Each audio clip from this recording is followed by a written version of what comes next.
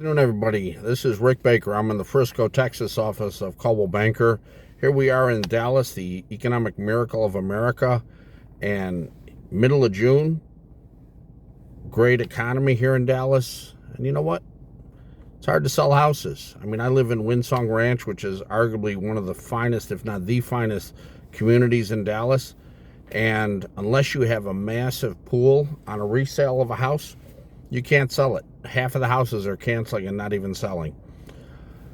The reason for that is a lot of buyers are sitting on the sidelines. It's not an economic problem. It's just a number of buyers and sellers. Last year, a lot of people wanted to sell, and they couldn't do it because interest rates had jumped up. So then this year, they thought they'd try it again.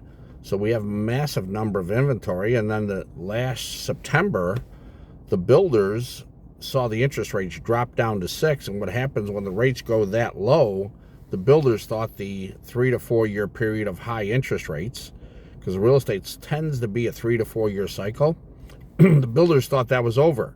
So they put up tons of houses.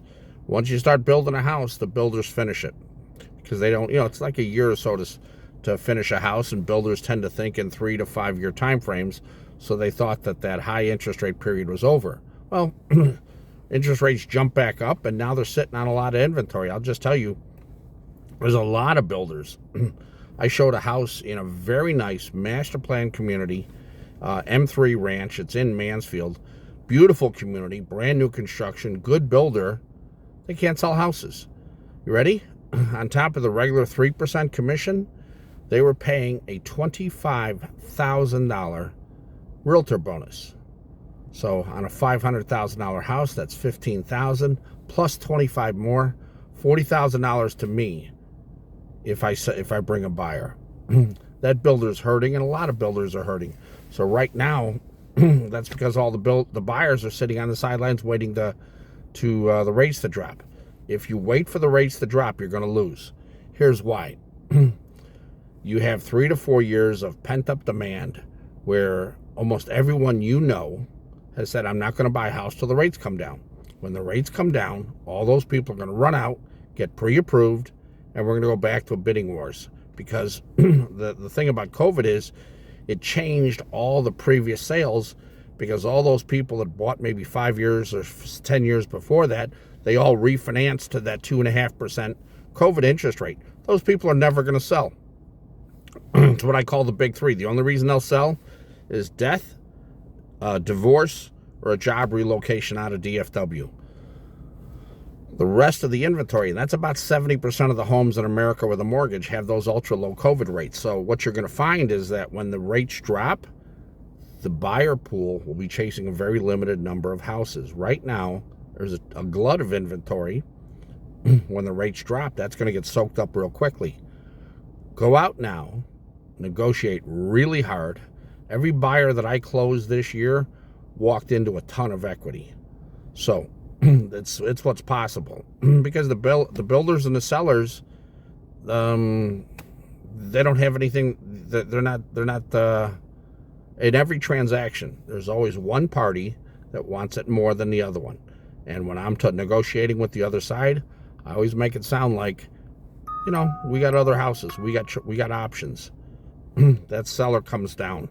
So anyway, the smart move is to buy now, because people are waiting for the rates to drop. Here's the thing. Jerome Powell's head of the Federal Reserve, and he's like, well, we're not going to do it. They just had the June meeting for the Fed, and they're like, well, yeah, inflation is way down. But Jerome Powell's contract, though, nothing lasts forever. His contract is up next April. There's another member of the Federal Reserve. Their contract is up, and they're very tight money minded. Their contract's up in February. So Trump's going to be able to nominate 2 people next year. Guess which way he'll pick those? People that think like he thinks.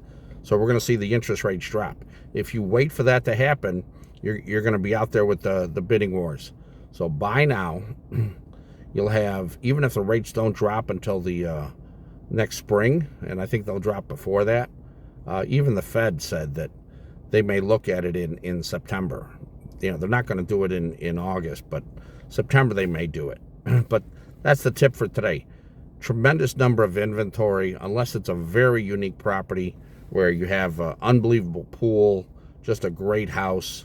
Then people are going to come and take it. But even then, they're buying it for less than what it would be in a year or so, because when the rates come down, the prices are going to come up because of supply and demand.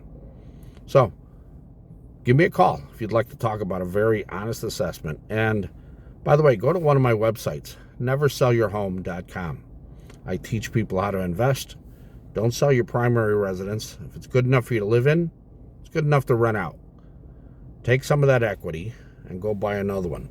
And for less than you would pay realtors to sell that house, between the realtor commissions and title cost, for less than that would cost you, you can take that money and go buy another property and lease out the first one and just create generational wealth.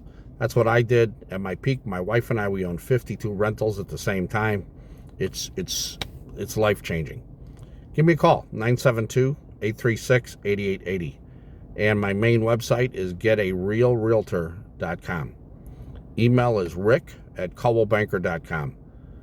I think you might be able to have a conversation with me where you can have a conversation that you've never had with a realtor before.